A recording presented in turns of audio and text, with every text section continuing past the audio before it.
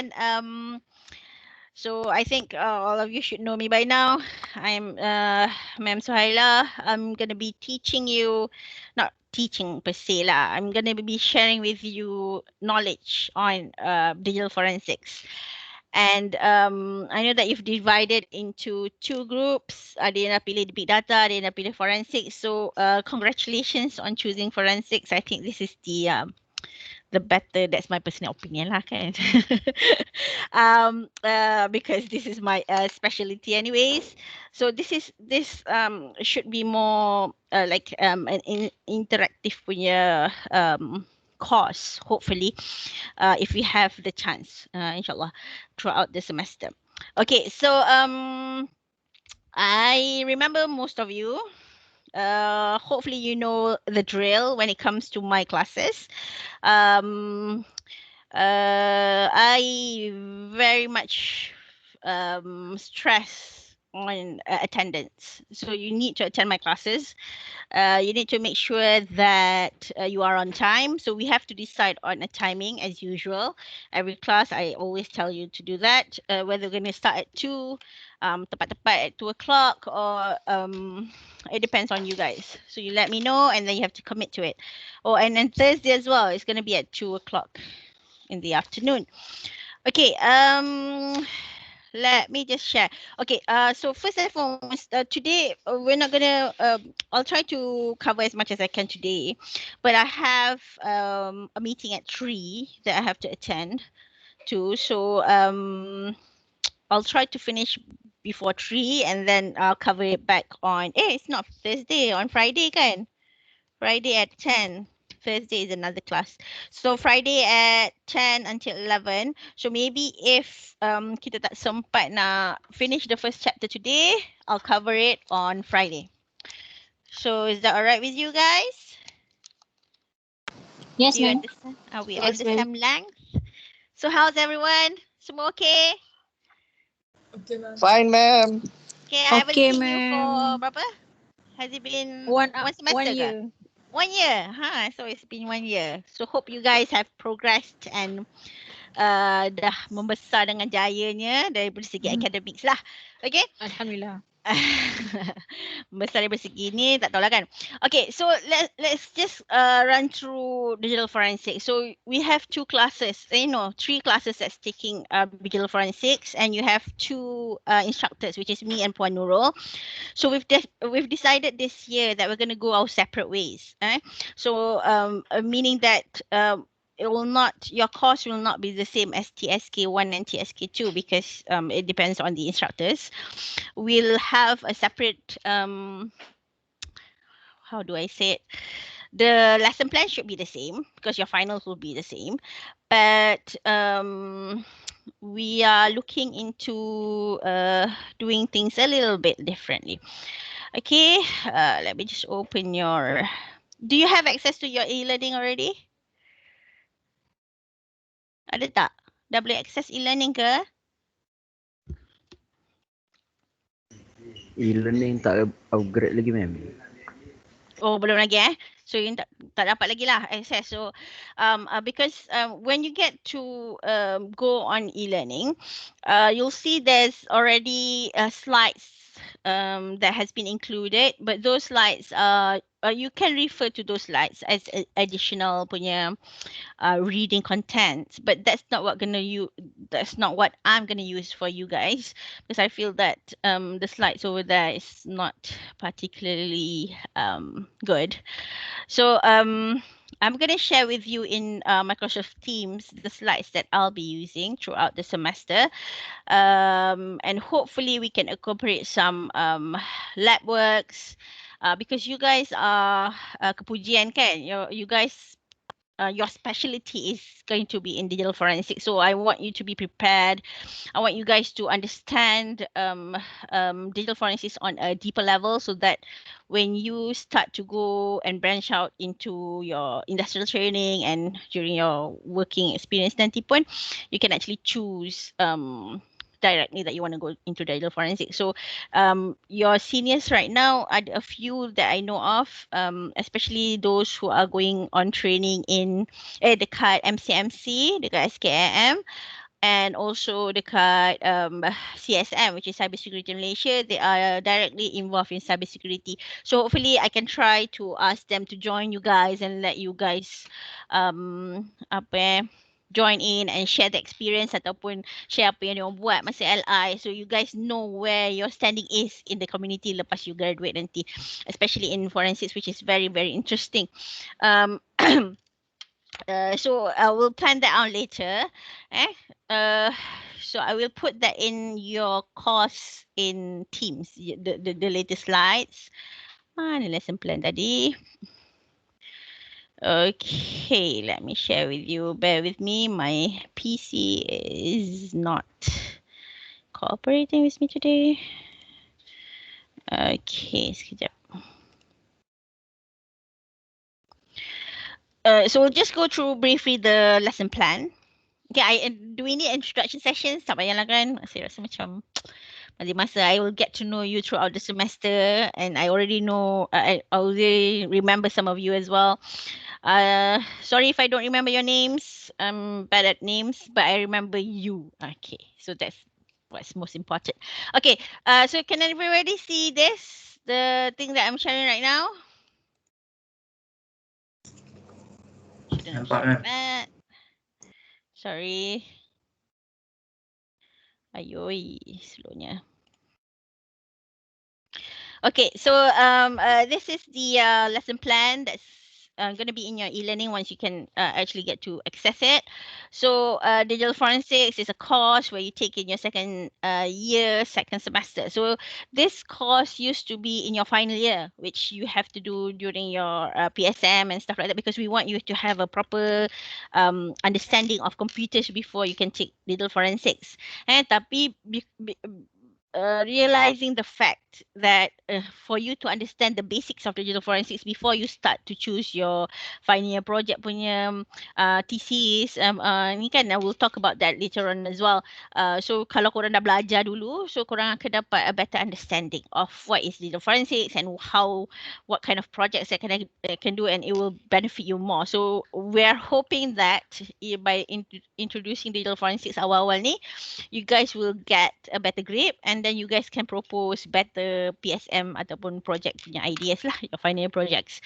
Okay, hopefully that involves a little bit of forensics. It doesn't have to be exactly forensics, but something different. Okay, so we'll use NCase. If we get to use the lab, you will have the opportunity to use NCase dengan SRY, which is forensic tools yang kita guna untuk dapatkan information. But if kita tak boleh lah gunakan ni, I hope that your computers are good enough to actually run some open source punya softwares for you to actually try digital forensics ataupun try untuk dapatkan balik data dan sebagainya. Okay, assessments I'll share with you in the next slide. Okay, am I going too fast? Semua okay? Ada yang dah tidur? Okay, ma'am. Tak ada, ma'am. Okay. All right. Okay. So this is the course content and assessments that we're gonna do. Ini macam biasalah, bocor. Saya dah cakap dah which week you're gonna have your assignments, which week you're gonna get your quizzes and tests and projects. Okay. So this is what we're gonna cover the whole semester. This and more, hopefully. Hopefully bukan this and less. Okay, so we are going to look at different aspects of systems in terms of forensics. Kita akan tengok computer forensics, Windows, how to handle evidence. This is Mami saying. How to document investigations, how to document evidence when you retrieve evidence, mobile apps, photograph. Mac forensics is still, if we have the facilities to do that, then we can actually do that, or not, I'll introduce you something else. And until later on in your short semester, you will learn about digital crime investigations, which I will be teaching you that as well. So that one will be more technical. So this is just like a little bit introduction to digital forensics, and then sikit-sikit lah kita touch base sikit lah tentang apa itu forensics, buat sikit-sikit punya investigation. But the apa yang banyak lagi kita akan buat masa digital crime investigations. Alright. So far any questions? No? We'll have quizzes, 2 quizzes, 10% test is 15, one particular assignment, 5 case study. We'll have 3 case studies hopefully.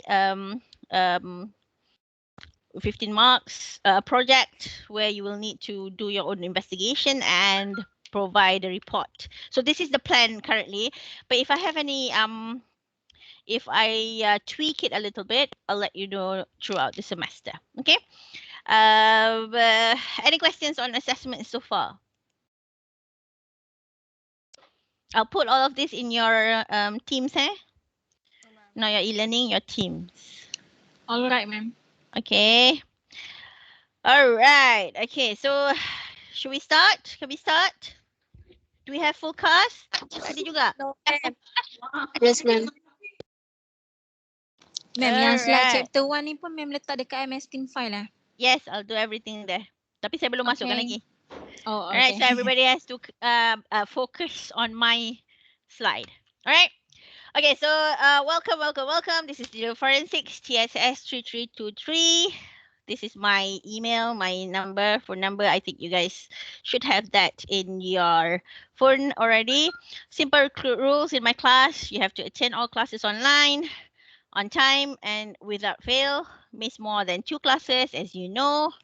You'll be dropped and you will have to enroll another semester, which will be a bit tricky for you guys because you are already in your second year and you're juggling much more on your plate. Okay, so you have to participate in classes, you have to do your assignments, you commit to the projects and the case studies. You will get an A, of course. If you don't do that, then itulah, it will reflect in your grade lah. Okay. Always communicate with me if you have any issues. You can email me 24 hours. Don't call me at 2 a.m. But other than that, it should be fine. Okay, so can I just get like a feel of the room? Sebab korang ni baru je start kan digital forensics. Why did you guys choose digital forensics? Kenapa? Sebab ikut kawan ke? I just want to know why. Why are you interested in digital forensics? I think I'll call names lah. Boleh tak? Boleh kan? Rashidan. Are you there, Rashidan? Boleh, ma'am. Okay, we want to make it like an interactive punya class I tak tengok you punya tips ni. I tak tahu siapa yang ada, siapa yang tak ada. Ada a few yang saya tak ajar sebabnya hari tu exempted kan. Macam Saiful Azfar. Siapa lagi? I didn't recognize my name.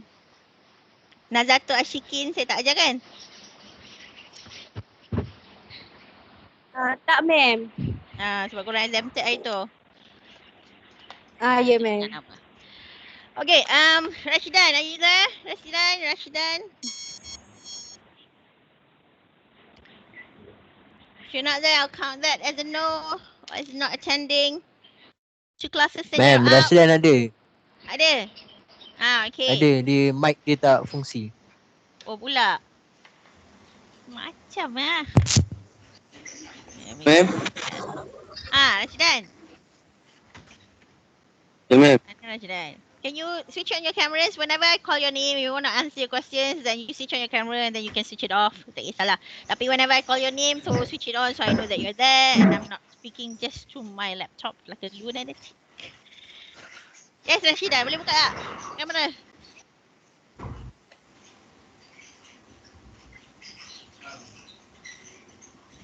Rashidan. Okay. Where are you?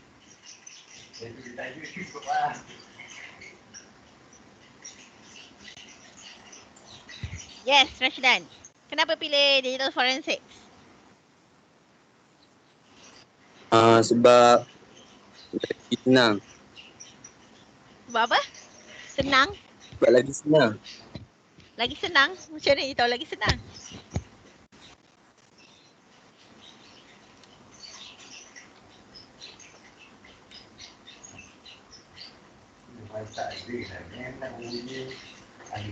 Ma'am? Kenapa cakap lagi senang? In terms of what? Tahu, ma'am. Tak tahu. Allah. Okay, thank you Rashdan. Nazato Ashikin. Kenapa pilih digital forensics? What do you think forensic is? Saya pilih digital forensik sebab untuk tahu macam mana flow untuk cari bahan bukti. Ya ke? Mana kamera? Hello, dengar tak ma'am? Dengar. Tapi tak nampak gambar je. Saya Korang guna phone beramai-ramai ma'am. kat phone. Lagilah senang phone ada kamera. Saya pun ada phone. Nampak tak? Nampak gambar dengan power je. Tak. Saya pilih digital forensik sebab macam yang apa Dr. Hassan bagi tahu tadi, yang digital forensik ni kita belajar untuk kita tahu untuk cari bahan bukti untuk kita cari bahan bukti dari macam server semua more based ke ni lah apa technologies IT. Macam mana susah nak explain. Betul lah tu. Okey lah tu. So semester ni awak ambil classes dengan siapa Dr. Hassan Ya ma'am. File system forensics kan?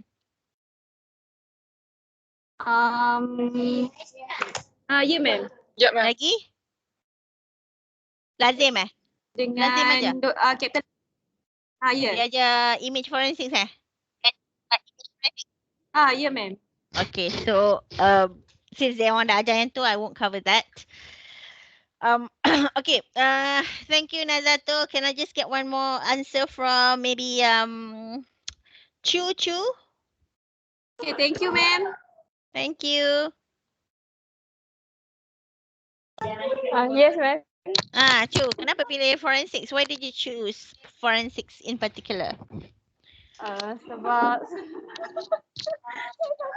Sebab saya interest dengan digital forensics and I want to more understand about the issue related to the digital forensics. Okay, so what is digital forensics? Bagi orang lain lah, kita bagi orang lain. Kita panggil Okay, Saiful Azfar. Thank you ma'am. Yes, thank you. Yes, ma'am. Saiful Azfar, yes. Yeah, Apa ma'am. itu digital forensics? What is digital forensics? Digital forensik dia lebih kepada penyiasatan. Kita siasat apa yang berlaku, apa insiden yang terjadi dekat kita punya sistem. Dia lebih kurang macam tu lah ma'am. Berbeza dengan keselamatan. Keselamatan dia lebih kepada mempertahankan. Kalau digital forensik ni kita tahu pertahankan dan kita tahu untuk track bila kita kena attack. Okay, awesome. Good job. Good answer. Amirul Hakim, what do you think of Saiful Azfar punya question, punya answer? Amirul Hakim. This is just my way of getting attendance, by the way, just asking you guys random questions. Amirul Hakim, are you there? Amirul Hakim. Ada enggak ada ke? Muhammad Amirul Hakim. Tak ada. Okay. Katif? Are you there, Katif? Yes, I'm here, ma'am. Okay, so what do you think digital forensics is? I choose digital forensic because I'm interested in solving crimes and I'm interested in security department, ma'am. I just want to enhance. I want to enhance my knowledge through the on the different side of from the forensic sides. Okay, good. All right, thank you. Thank you so much everyone for your sharing.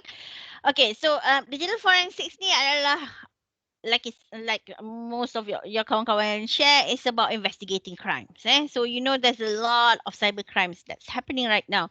Kat luar tu macam-macam jenis crimes yang ada. So who are actually investigating it? Apa contoh cyber crimes yang banyak berlaku kat luar? Nah, I want this class to be interactive as possible, as interactive as possible. Macam duduk depan-depan. Yes, Azizi. Fraud. Yes, that. Fraud, ma'am. Hacking issue, ma'am. There's hacking. Lagi? Ada spams, yes. There's, Identity fraud. identity fraud, itu banyak berlaku. Contoh macam Macau scam. Lagi? Phishing, ma'am. Phishing, yes, phishing of data, especially untuk banking punya services. Dia replicate exactly apa website Maybank to you misalnya, and then they'll just message users dekat phone. Out of 1,000 mesti 100 mesti kena punya. Cakap you need to update your password in Maybank to you. Lepas tu dia kata click on this link. Orang pun click on that link. So that is phishing. It brings you to another website that replicates is identical to Maybank to you, exactly identical. Then you pun masukkanlah username, password. Lepas tu cakap salah, you pun masukkan lagi sekali username, password just to be sure. Lepas tu salah, lepas tu tiba-tiba dia hang. Actually dia dah jadi phishing punya website, dia dah dapatkan you punya information, your passwords. Mungkin dia suruh you masukkan nombor telefon dan sebagainya. Since dia ada nombor telefon, dia boleh just, tapi ma'am kita ada tag. Yes, tag. Tapi dia ada nombor telefon you. So dia boleh intercept your phone and get that tag number as well.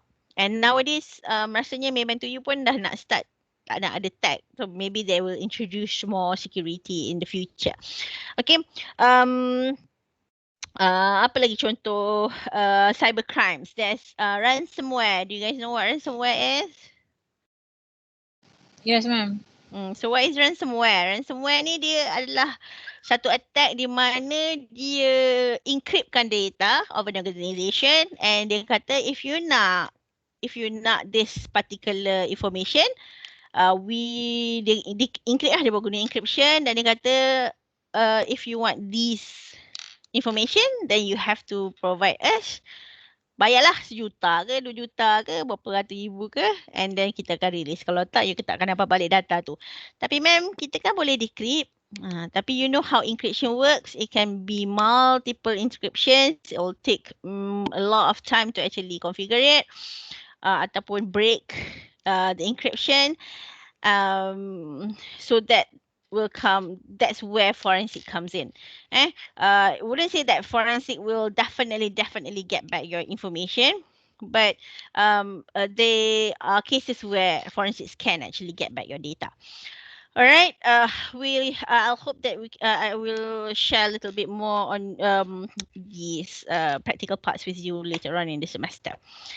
All right, so what is the forensics? So I said kalau kita ada orang jahat, tak ada orang baik, macam mana kan? So orang walaupun kita ni orang macam the cop yang sentiasa mengejar orang jahat, dia sentiasa akan ada je orang akan buat attack. Sebabnya orang jahat ni ada kat mana-mana. And dia lagi pandai sebab apa? Sebab dia sentiasa mencari ruang dan peluang untuk ambil kesempatan kat your system.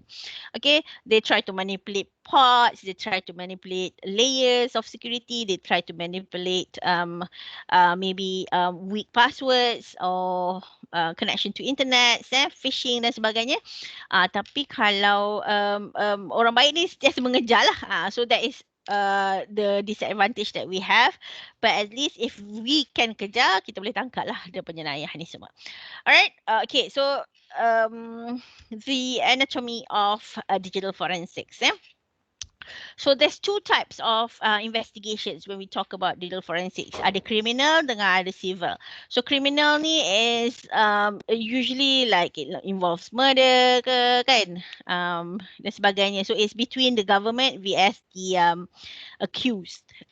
Kalau civil ni biasanya between individuals ataupun between organizations, public or private, between 2 entities yang tak melibatkan government punya entity lah. Alright, there's internal. Internal juga ini adalah within organization. So contohnya, I'll give you an example of Petronas contohnya. So maybe Petronas ada their own digital forensics punya team, which most of accounting punya firms dah banyak forensics, and also security punya firms pun dah ada their own internal forensics. Sebab apa? Sebabnya bila crime berlaku kat dalam department ataupun dalam organizations, then they can actually conduct investigation. Usually kalau organization, huge organizations or corporations ni, dia akan melibatkan data breach, data fraud ataupun espionage, financial espionage, spies dan sebagainya. Alright, so this is the basic model that everybody uses. There's another one called McKimish. Let me just see whether I can put that in. You can also look into that. So the basic model is assess, acquire, analyze, and report. So that is what the basics of digital forensics do. Okay, kita kena assess the situation, assess the whole scenario ataupun digital crime, and then you acquire the evidence. So it might be in forms of hardware, which is your computers, your mobile phones, your hard disk, USB, CDs, tapes, server tapes dan sebagainya. Itu adalah hardware. Ataupun it might be in terms of data preservation. Contohnya your social media account. Ada orang pergi menghina sultan contohnya. So that in our country is considered as illegal. Kalau ada orang report, then the police, MCMC ataupun CSM will go and preserve meaning that dia akan pastikan you tak delete lah segala information tu, dan buat investigation how many times yang dia pergi cakap pasal sultan bla bla bla bla, and then you can be acquitted as well. Frame especially untuk macam artis ni kan, dia selalu frame. Cyber warrior kan selalu nak macam buat fitnah guna internet dan sebagainya.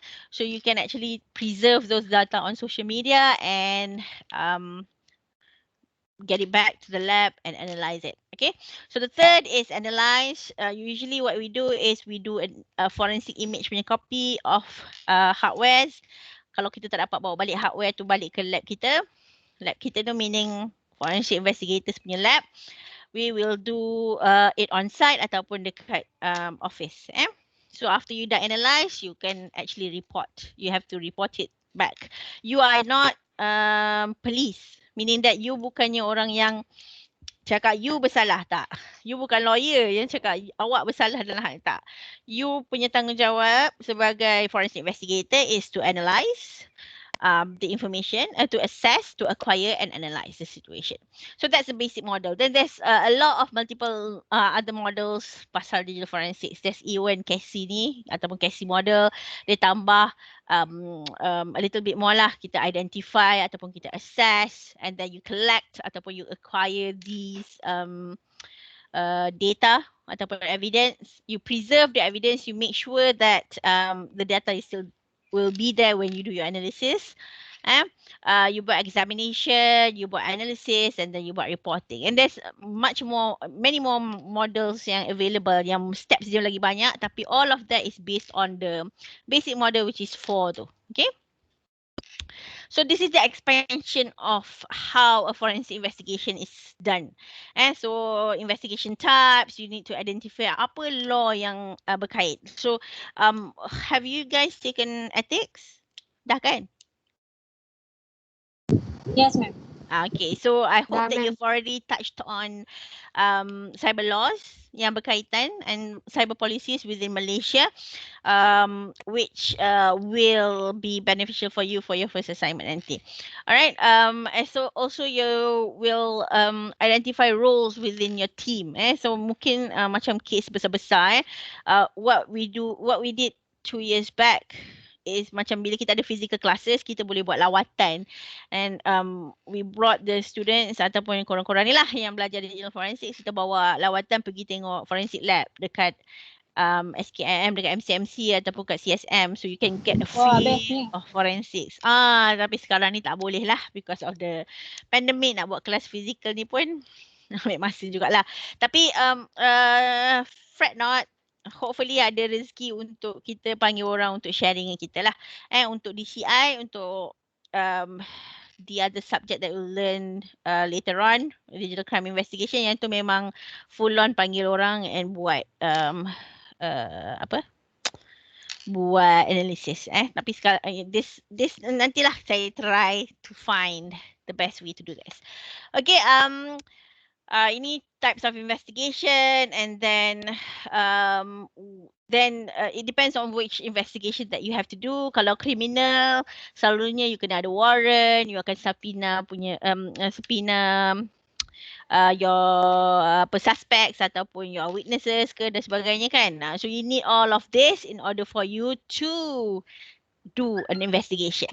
Okay, and then you will identify what are the necessary tools. You akan tanya, okay, this particular case that you are called into, dia pakai sistem siapa. So if you go on site, you don't really have to bring everything with you. You bawa specifics ataupun you bawa orang dalam team you yang terror bahagian Mac contohnya. So dia kata kita semua pakai Mac je. Ataupun data kita semua kat cloud. Contohnya ataupun kita ada servers and I want you to do forensics on our servers and our servers are huge contohnya, so you have to bawa multiple tapes server kat dalam tapes kat dalam server tu yang banyak sikit lah supaya you boleh dapat all that information. And then you pergi collect data and then you create forensic ataupun archive this copy. So jangan risau, kita akan go one by one during the remaining semester, throughout the semester, dan cerita macam mana nak collect data, apa tools tu, apa itu forensic copy dan sebagainya tu. Jangan risau, kita akan belajar lah. This is just an overall feel of digital forensics. So you need to analyze. Sometimes your data are live data. So contohnya ada organizations yang memang tak boleh nak tutup data. Misalnya dia nak suruh you buat monitoring plus forensics analysis as well. So you ada NIDS. Contohlah, you ada, you dah belajar ke NIDS belum Ada tak belajar? Belum Belum. So NIDS ni is you monitor the network and then you detect any intrusion contohnya. So dia ada certain tools, contoh SNOT lah. Nantilah itu you akan tahu nanti. So sambil-sambil dia buat SNOT analysis, which is dia monitor the server, monitor the network, berapa banyak orang buat connections to the network dan sebagainya. Dalam masa yang sama, you boleh buat forensic and analyze the data as well. And that's static data, meaning that data yang dah static lah, yang you dah simpan dalam hardware dan sebagainya, dalam USB ke yang dah lama, you still akan boleh dapat dan recover balik. Bila yang mana you dah delete, you dah boleh dapat balik. And you'll see how it works. If you understand operating systems, which I hope you have already taken operating systems, then you will understand how data is stored in computers and macam mana kita nak retrieve balik. Does deleting your file on the computer ataupun on your PC deletes it forever? Of course not. No, it doesn't. So apa-apa yang you delete, you download benda-benda naughty kat internet tu kan. Dan download, you delete. Mak nak tengok ni kan, your laptop ke tiba-tiba adik nak pakai laptop, you pun delete. Terus sebenarnya kita boleh dapat balik data tu. Alright, and finally reporting, after you collect all the data, you pun prepare the report by listing down all you have done, analysis dan sebagainya, and then you have to present it in court kalau you dipanggil pergi court lah untuk present the reports. And it's a technical report, meaning that you do not say kat dalam report you, so berdasarkan segala apa yang kita dah buat investigation ni, A ini memang betul-betul bersalah. Tak boleh, itu bukan you punya report. You punya report ialah A ni telah hantar email pada sekian-sekian tarikh. A ni pula telah access website ni pada sekian-sekian tarikh. Ini dia punya log files. Ini dia punya deleted items. A ni telah menyembunyikan data pada sekian-sekian tarikh. Dia telah berkomunikasi dengan suspects pada sekian-sekian tarikh. Dia pernah hantar data, confidential data pada email-email tersebut. So you will report your findings as opposed to inference. You tak ada buat inference lah, you tak ada cakap dia ni memang confirm bersalah. Itu bukan your jurisdiction. Okay, so identification ataupun assessments of are you guys still with me? Semua ada? Yes, ma'am. Okay. Yes, ma'am. Yes, ma'am. Alright, good. Okay, so you need to define the scope of the examination. Macam saya cakap lah, Yes, bila ma'am. dapat call, you kena define what is the scope. Apa yang you kena pergi on site untuk examine. And what are the legal documentation needed? Kalau ini adalah murder case, do we need a subpoena or do we need a warrant to go and search and get that information balik? Kalau korang tengok cerita CSI, biasa tengok CSI kan? CSI Biasa, ke ma'am. apa-apalah yang korang sekarang ni gila-gila K-pop lah apalah ni kan, K-drama ke apa, whatever drama it is yang korang tengok kat internet, dekat Netflix ke whatever, you know that the process is that you have to have warrant baru you boleh search, and that is memang betul. If you don't have warrant, then all your work, your hard work to get the data semua tu semuanya tak boleh pakai. Sebab apa, bila masuk court dah dismiss in court. And so you need to make sure that you have to check whether legal documentations are needed. Usually untuk company kita tak pakai legal documentation. Sebab apa, company ni dia dah buat dah siap-siap NDA dengan dia punya employees. Bila employee tu start bekerja, cakap okay, apa-apa saja yang awak gunakan kat dalam area office ataupun menggunakan aset-aset office yang mana yang illegal, kita ada right untuk tengok. Jadi big brother lah. Dia boleh tengok whatever you do on your computers.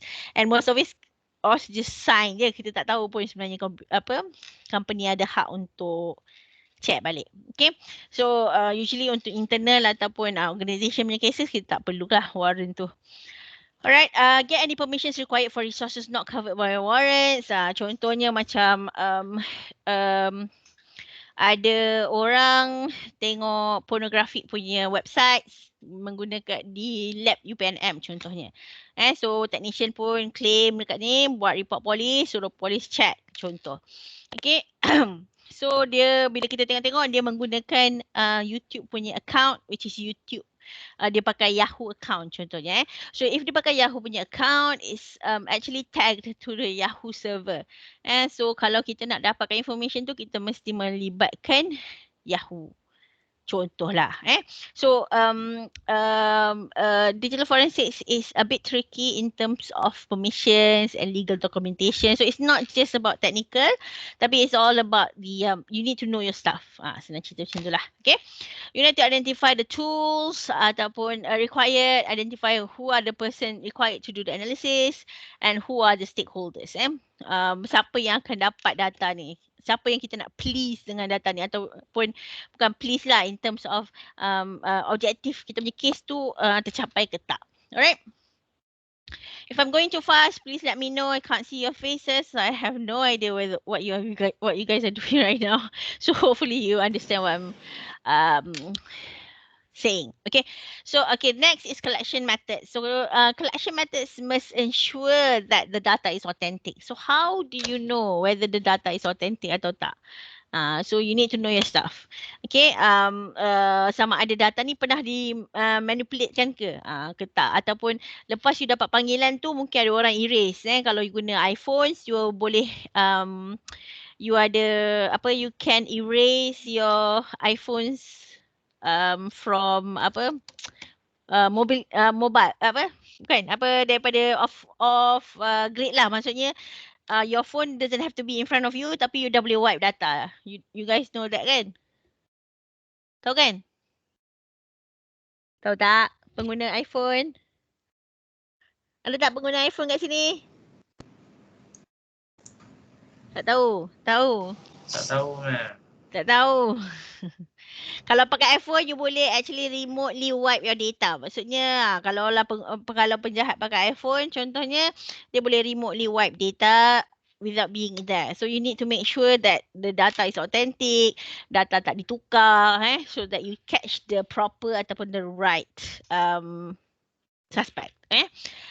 Source of data must be reliable.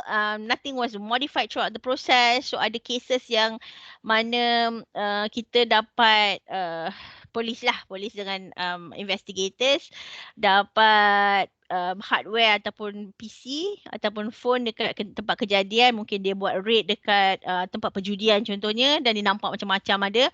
Dia pun ambil. Tapi dalam perjalanan nak transport all this mobile phone dan desktop dan sebagainya, they can remotely access kalau kita tak buat ikut kita punya checklist lah, which we will learn later on. Suspects boleh actually just access and then wipe the data, ataupun access and then implant new things yang macam akan confusekan ataupun derailkan investigation dan sebagainya. It's not impossible. So everything is possible. Alright. So all tools must be valid, meaning that it has it's not quite an issue here in Malaysia actually. Sebab saya tanya dengan polis, kat Malaysia ni kita tak berapa IT literate sangatlah in our judiciary system punya mahkamah ni. Kita tak berapa IT literate sangat, so as long as you use tools and you provide you punya MD5 checksum, you punya hashing values semua tu, kita tahu okay you dah buat betul lah. Tapi kalau kat overseas, there are cases where if you use open source punya tools pun boleh jadi issue. Boleh cakap macam mana awak nak pastikan tool awak ni valid. Akhirnya awak telah salah dalam buat investigation, jadi saya punya klien lepas dengan murder suspect. So awak pun, so the thing that you do is actually contributes a lot to the prosecution of suspects. Okay. You have to make sure that personnels are qualified to do their jobs. So semua siapa yang nak jadi forensic investigators, they need to know their stuff. Itu senang cerita lah. They need to know how computer simpan information, how computer delete information, on what basis, information apa yang kita boleh dapat, yang mana yang kita kena tengok dulu, memory, RAM, the volatile punya information ataupun yang mana yang lambat-lambat sikit yang memang dalam hard disk. Okay, so the conclusions are valid. So you have to make sure that your conclusions are based on your findings. Alright, preservation, you need to make sure that you never work on original data sources. You ambil phone dekat website pula, dekat crime scene, jangan balik you terus buat data kat phone, you pun carilah guna you punya tools dan sebagainya. Jangan, sebab apa? Sebabnya boleh mendatangkan boleh cause harm to your phone. Phone ni dan data semua hilang. Okay, so you need to do forensically sound copies. So what is forensically sound copies? We'll cover that later on. But it's actually a bit to bit punya copy. Meaning that you akan copy, dia ada logical dengan physical lah. Nanti kita akan cerita lagi lah. Tapi whatever that is deleted pun kita akan dapat juga. Bukannya copy paste sahaja, tapi kita akan dapat all the deleted data from the computers itself. Okay. Media used to store copies must be uncontaminated. So you need to have your Faraday bags dan sebagainya. And most important thing is a chain of custody. So what is a chain of custody? A chain of custody is a form yang akan ikut your evidence daripada awal sampai akhir.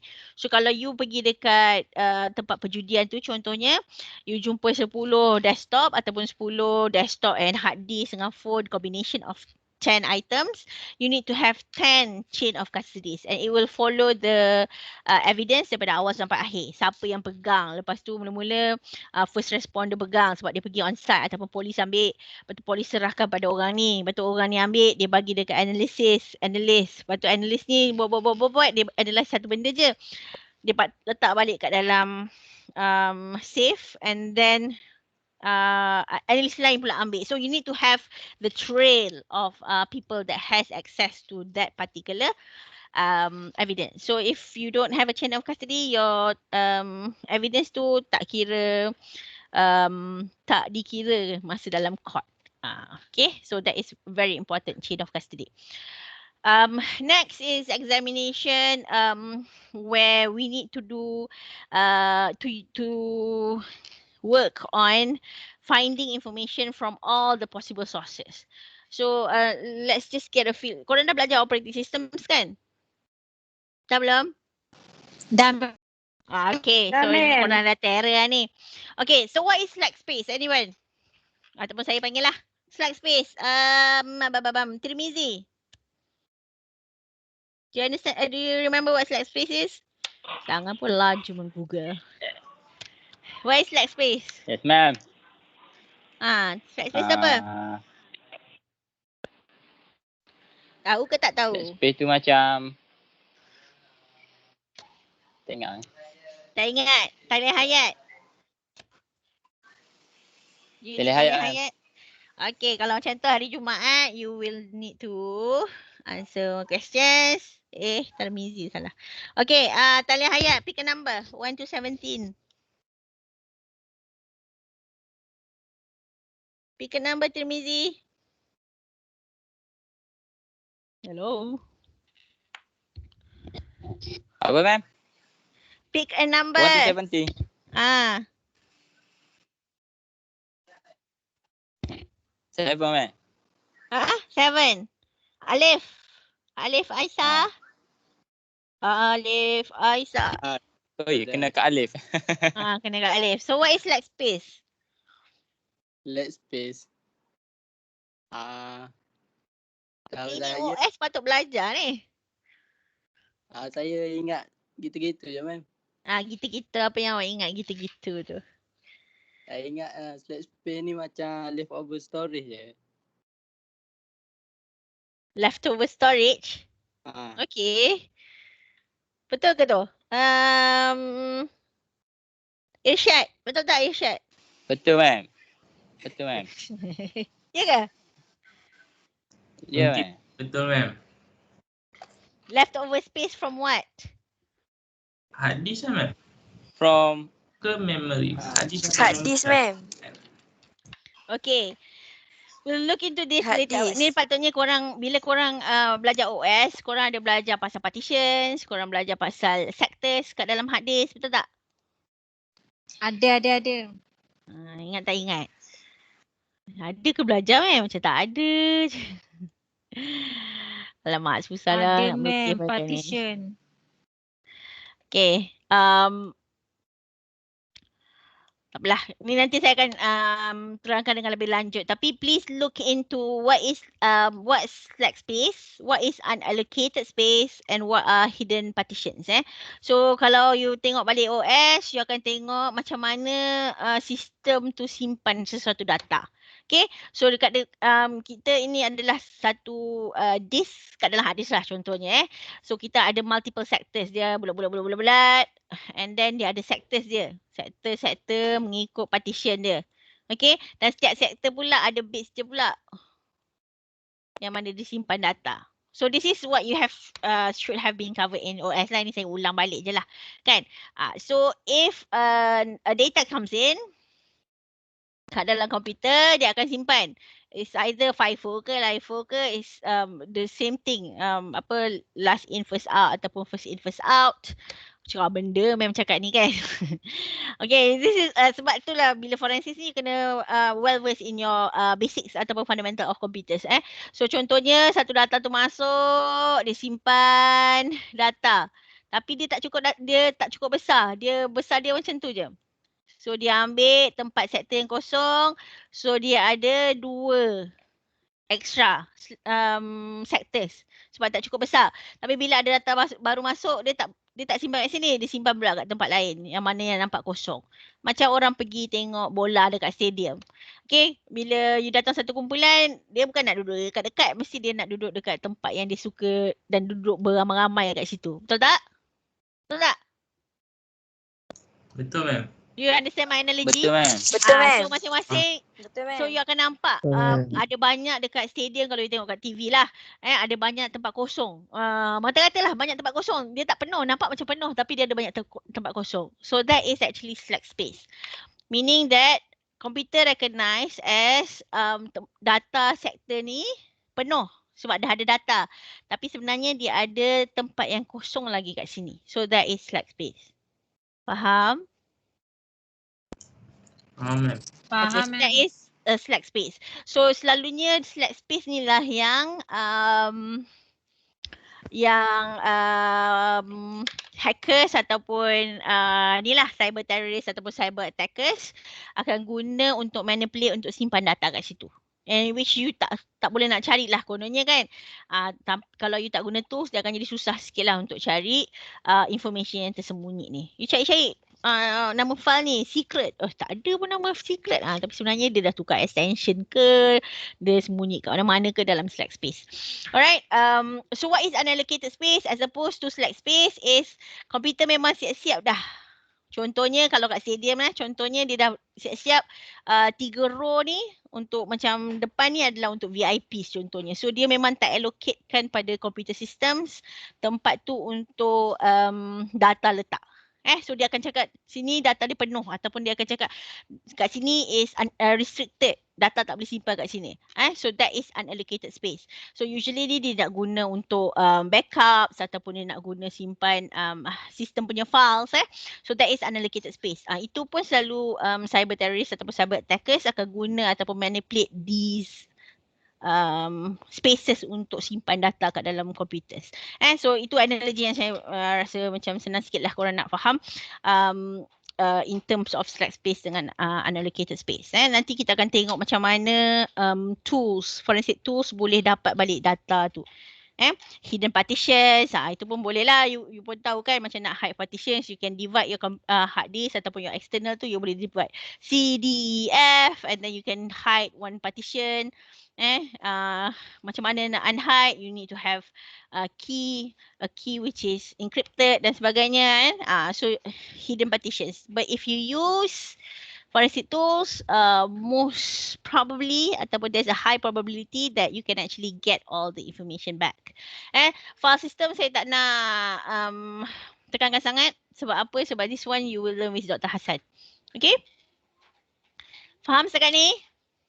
Are we on the same track? Faham, ma'am. Faham. Yes, Okay. ma'am. Yes, ma'am. Alright, so tools that you ma'am. are using throughout your investigation must be tested and must be verified lah.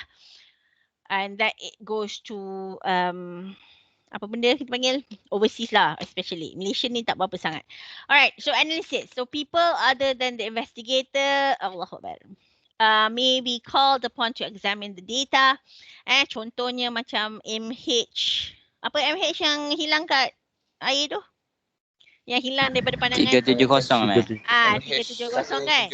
370. And then MH17 yang kena bom tu kan? Okay, so ma'am itu kapal terbang meletup. Kenapa? Apa kaitan dengan digital forensics?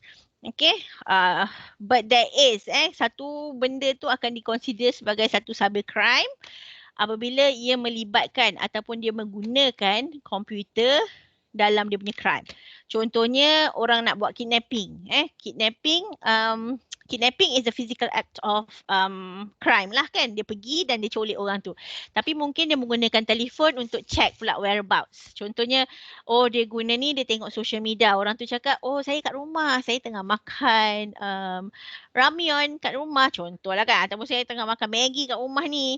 Sorang-sorang, tak ada orang. Sunyinya. Dia pun sukalah kan. Macam korang ni, golongan-golongan TikTok ni semua benda nak cerita dekat internet kan. So korang cakap lah macam tu, saya sorang-sorang kat rumah mak ayah tak ada, cry contohlah kan.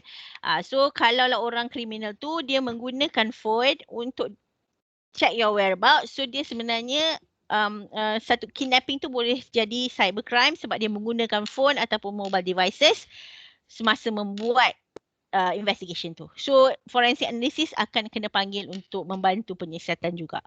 Okay, ataupun you pergi raid satu premis perjudian macam saya cakap tadi.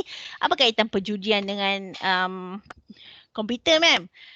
Sebabnya kalau you pergi jumpa mobile phones ataupun you jumpa computers ataupun ada sistem yang dia orang guna specifically untuk recruit new gamblers dan sebagainya, so you will be then called in to investigate. The same goes to MH17 or MH370.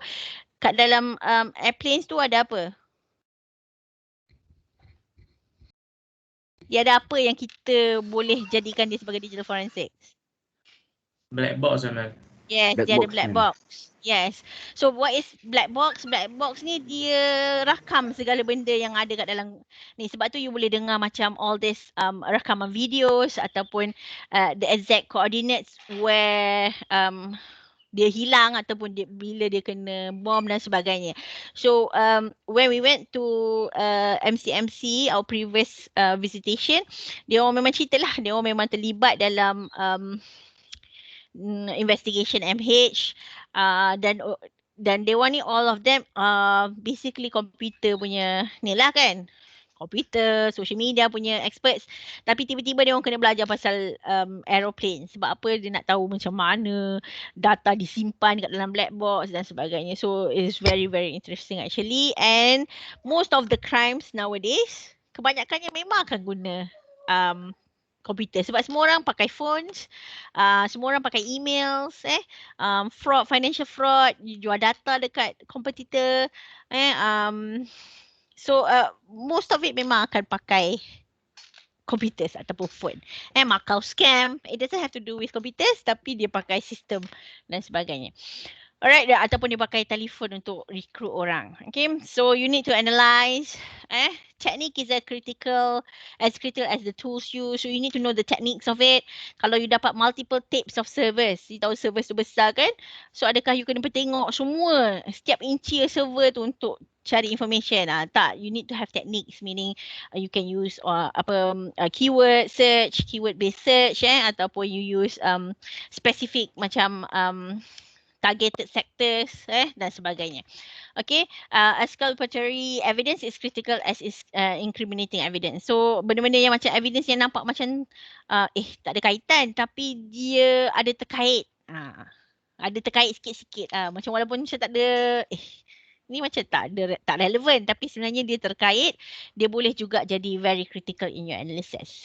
Okay, and then you have reporting. It actually begins when the assignment is accepted. So kalau you dapat phone call, you kena datang ikut kita, polis telefon, you kat MCMC lah, you forensic investigator kat MCMC, dia cakap okay kita nak pergi raid satu tempat ni, you need to come.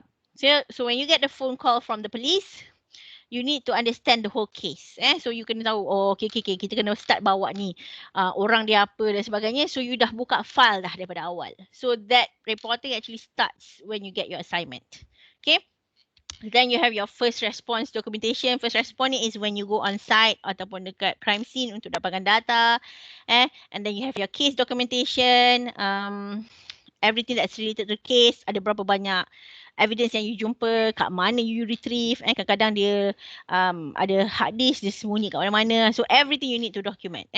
Your process documentation, ini termasuk dengan your chain of custody, forms, your warrants, kalau you buat interviews, you kena minta dia orang sign dan sebagainya. Okay, and finally your analysis and conclusion must also be included in reporting. In your final week, you will come out with this report. Based on the scenario ataupun project that I will create later on. Okay.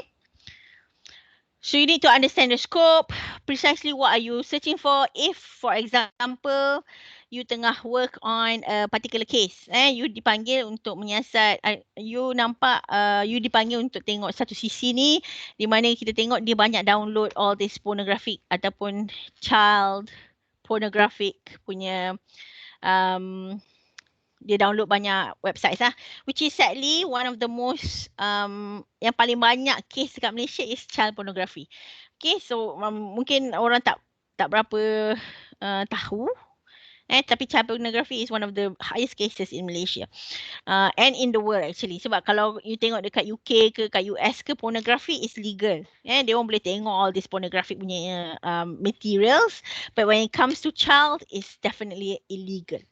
So contohnya you tengah tengok cari information, you pergi kat CC, you pun retrieve data, lepas tu you tengok semuanya pasal child pornography, tiba-tiba you come across something like contohnya ini data pasal kidnapping ataupun you jumpa evidence yang pasal murder, dia ada plan untuk macam bunuh, ada ataupun ada senjata, dia nak buat macam smuggle weapons dan sebagainya kat dalam ni. What you need to do is you need to get a warrant to cover the second investigation. Okay, so you have to always be careful when you dealing with digital forensic, semuanya berkait dengan legal. Bukannya satu sahaja benda, dia mesti terkait-kait. Okay, so it varies with the type of investigation, must never be exceeded. So kalau you punya scope ialah you hanya cari data dekat CC dalam 10 PC ni je. So you jangan lebih-lebih mandai. Tapi saya rasa ada PC lagi satu kat situ, saya nak guna juga. Jangan mandai-mandai. Kenapa? Kenapa saya tak boleh mandai-mandai, Izzah? Oh, Izzah. Ma'am. Kenapa saya tak boleh memandai-mandai, Izzah? Ya, ma'am. Rasa-rasanya lah. Ya, ma'am. Kenapa saya tak boleh memandai-mandai pergi tambah-tambah dalam skop investigation? What's Hello, the main ma'am. issue? Dengar tak? Sebab nanti kita disaman, ma'am. Kita disaman Okay. Another Sarah. What do you think, Sarah? Yes, Dengar tak, ma'am. ma'am? Dengar. Sarah, what do you think? Kenapa kita tak boleh memandai tambah-tambah evidence kalau tak ada dalam warrant? Apa dia? Putus-putus. Yes, Sarah.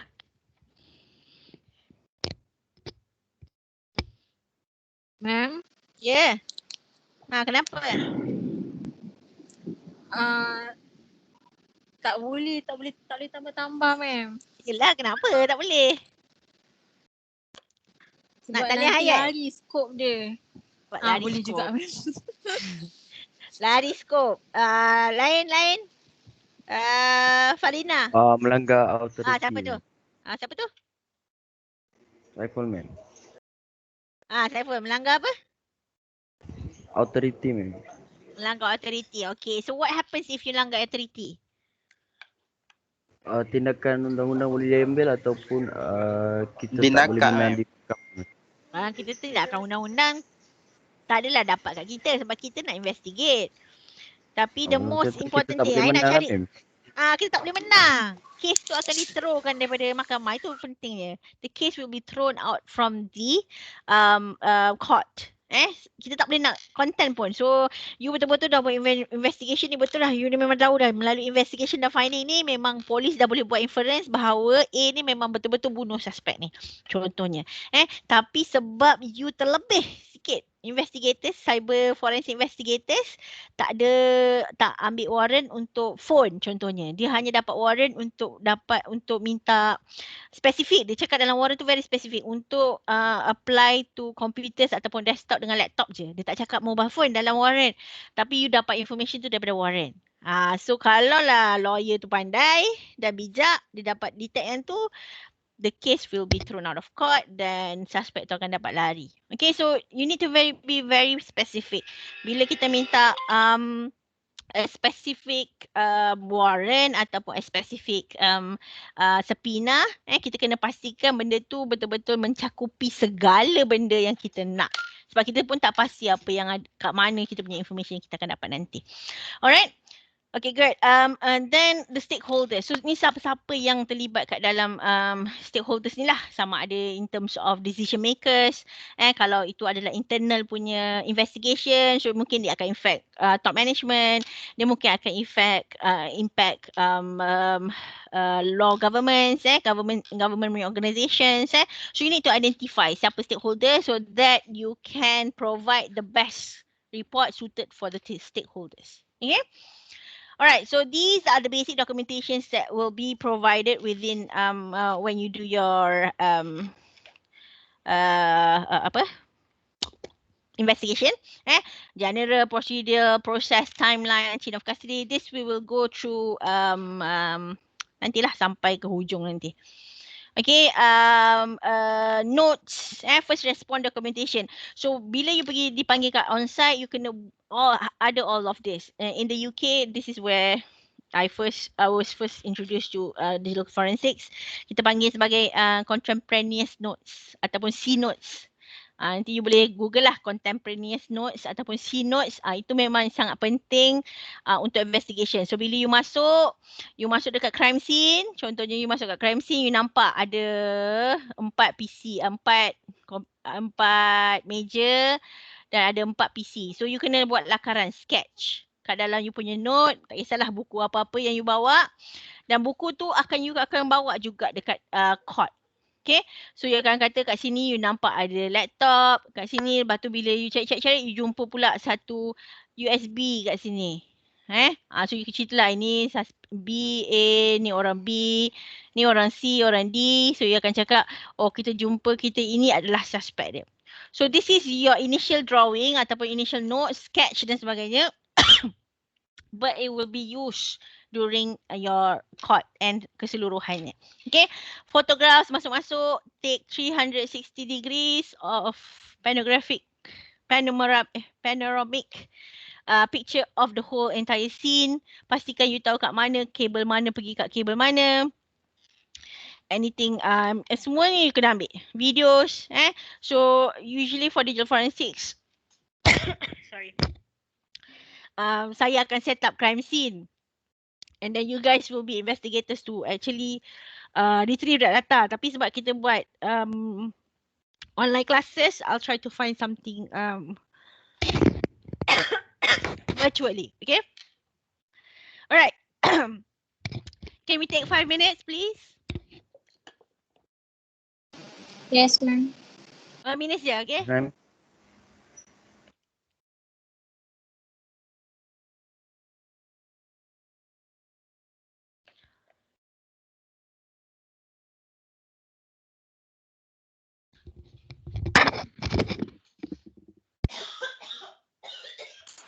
Thank you, ma'am.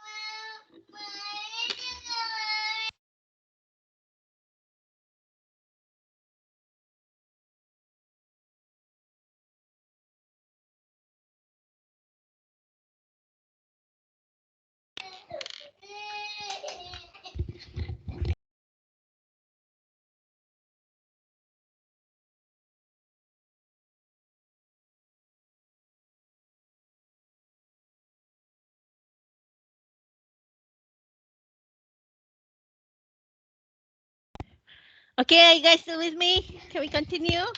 Sorry about that. Need some water break.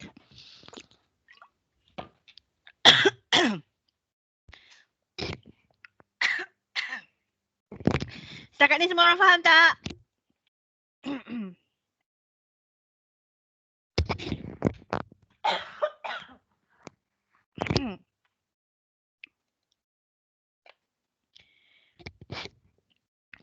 Hello, semua orang faham ke?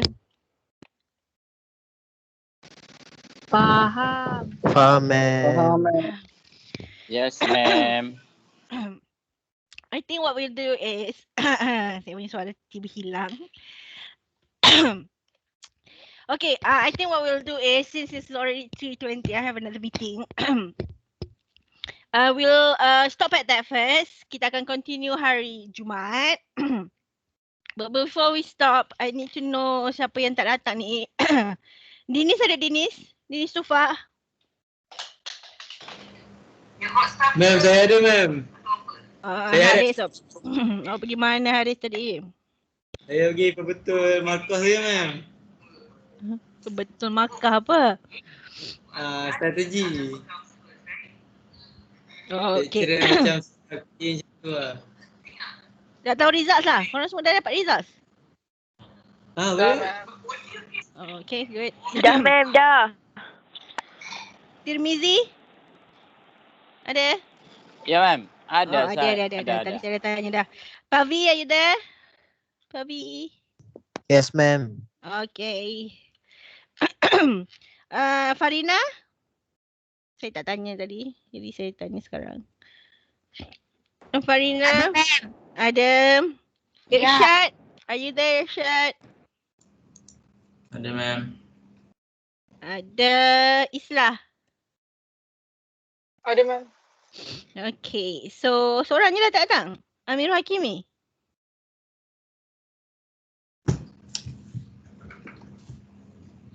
Alright. Okay, so I'll see you guys on Friday. Please read up on the slides. I'll send it to you guys ni. I was thinking of macam nak bincang-bincang sikit hari Jumaat ni. So please read the slides before the class, and then we'll do a little bit of brainstorming together, and then I also provide you with the course assessment yang saya cerita tadi, dan with the exact dates of the quizzes dan sebagainya. Okay. So any questions on today's class? It's a pretty easy subject juga kan, Rashidan kan? Rashidan pilih sebab senang. Saya kena buat jadi susah sikit lah kot. Okay, so if there's nothing else, thank you for your participation. Sorry that I have to end the class early today. I'll see you guys on Friday. Please read up on the slides that I provide. Kalau perlu, if you guys want to have the original slides, meaning the slides that is originally being uploaded in e-learning, I will also put that in our Teams as well. Tapi everything has, sebab saya lepas saya guna Teams sepenuhnya, and then dalam masa sama saya kena juga guna e-learning, so it will be a little bit pening sikit, tapi tak apalah, the medium yang kita memang akan guna is Teams lah. Alright, so before we end, can I get you guys to switch on your cameras? I need to take attendance. I hate this part, but it needs to be done. Everyone, please switch on your cameras. Just for a bit.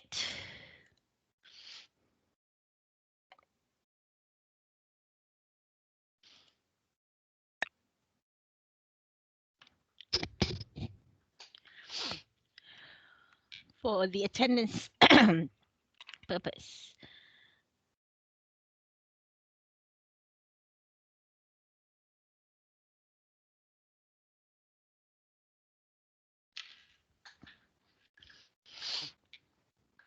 I only see 1, 2, 3.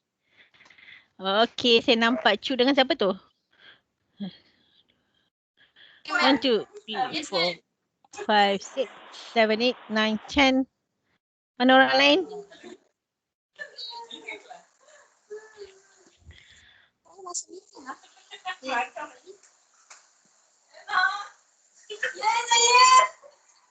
Mana lain? Mana yang lain?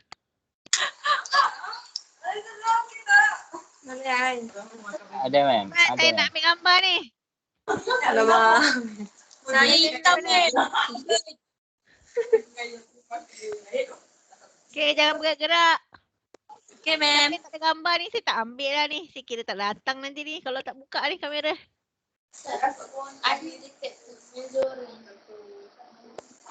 Boleh senyum tak, ma'am? Silakan. Sengih lagi di encourage. You are encouraged to sengih. Okay, on top of that, sebentar lagi kita tunggu kawan-kawan yang lain buka komputer, buka cameras. Since you are in your second year, first semester ke second semester? Second semester. Second year. Your Second semester. So you have to think about your final year project. Okay? So now is the time to think about your final project. Walaupun you tak buat lagi, but you'll need to do it later, and now is the best time for you to do that. Think about what you want to do, and then you can start to approach. I know some of you have already approached your supervisors. Bincangkan apa yang you nak buat. If you minat network ke, you nak apa-apa ke dan sebagainya, choose your supervisors wisely. Tak ramai ni ada. Mana yang lain gambar? Itu bukan ada 15 attendance. Oh, tak buka kamera. Tak buka kamera. Okay. So 1, 2, cheese, smile. Okay. Dan pentak dia selamat. Alright. So thank you everyone for your Ma'am, line slow participation. sikit, ma'am. Slow apa? Thank you, ma'am. Slow apa? Tak dengar. Saiful line dia slow, so dia tak buka kamera tadi. Oh, ya ke? Okay. It's okay. I'll just put that into consideration. But next time we'll do this like in the middle of class ke, kita ambil gambar, so at least I know that you guys are there, well and healthy. Okay. Alright, so I'll see you guys on Friday. Thank you for your participation and hope we have fun this semester. Okay, Assalamualaikum. Salam, ma'am. Thank you, ma'am. Ma'am, lain Bye. sikit ma'am. It's okay, no worries. Thank you. Thank you, ma'am. Thank you, ma'am. Thank you, ma'am. Thank you. Bye-bye.